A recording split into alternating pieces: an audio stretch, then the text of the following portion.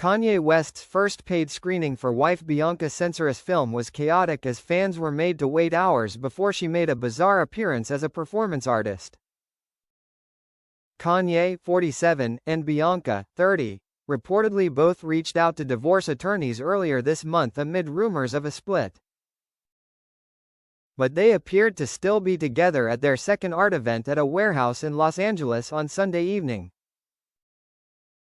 The U.S. Sun can confirm Kanye was selling $100 tickets for the screening of Bianca's first feature-length film, which was produced by the rapper and shot in Japan. It came after an earlier premiere saw hundreds of people line up outside the venue in Koreatown on Saturday night. But the first paid event was a different story, as Kanye advertised 3 different screenings at 6 p.m., 8 p.m., and 10 p.m., and nothing went to plan. Sources said the doors didn't open until 8 p.m. and the film didn't start until after 10 p.m. It was hours before the venue was even half full, and the VIP area was still being constructed with workers banging and walking around with ladders. Only around 250 people appeared to have attended the event in total.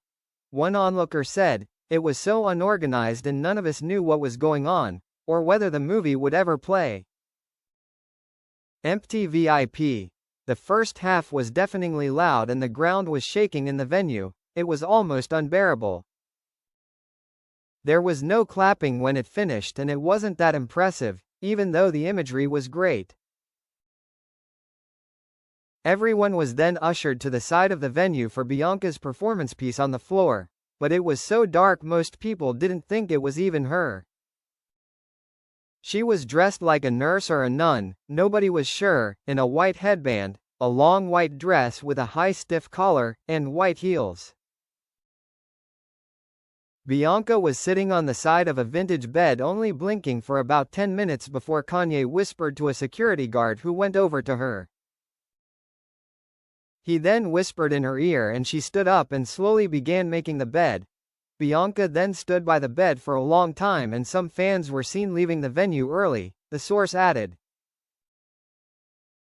She was then ushered backstage and the film began again on a large screen as many of the attendees headed out. Another onlooker said, "Visually it was great but the event planning was not, it was a bit of a mess." Bianca is seen in several different scenes of the film, including one segment where she cuts her hair. She also appears almost naked in another clip wearing a tiny thong as she slowly rides around on the floor. Bianca is not believed to have spoken to any fans at the event and kept very low-key, while Kanye agreed to sign some autographs. He even drew a swastika on the back of a vinyl record for one Die Hard following his Nazi rants on X. The VIP area at the event was only a small free bar with around 20 people mingling around. An eyewitness said Kanye was seen standing by alone and eating takeout before heading to the car. He had been seen floating through the crowd on the odd occasion dressed in a jacket that had the word security written on the back. The U.S. Sun understands Kanye and Bianca arrived in a dark SUV which was backed into the VIP area and she spent the majority of the time in the car out of sight. At the premiere on Saturday, Bianca was completely covered up in a black robe and shroud covering her body and face. Kanye later boasted about the project on Instagram, deleting everything from his page apart from the poster, which sees Bianca lying naked on the floor with her back to the camera. He wrote alongside it, "I am so proud of my wife for starring in her first feature film shot in Japan directed by Vanessa Beecroft produced by me." The united front came just days after it was reported that the pair were headed for divorce and Kanye went on a bizarre hate-filled rant on X and Instagram. During his frenzy, Ye claimed to love Hitler and labeled himself a Nazi after his previous anti-Semitic rants. He also called for his idol Sean Diddy Combs to be freed from jail as he awaits trial for sex trafficking. Bianca is also facing her own scandal, as she's been accused of bizarre behavior while working for Yeezy as head of architecture, according to a bombshell report.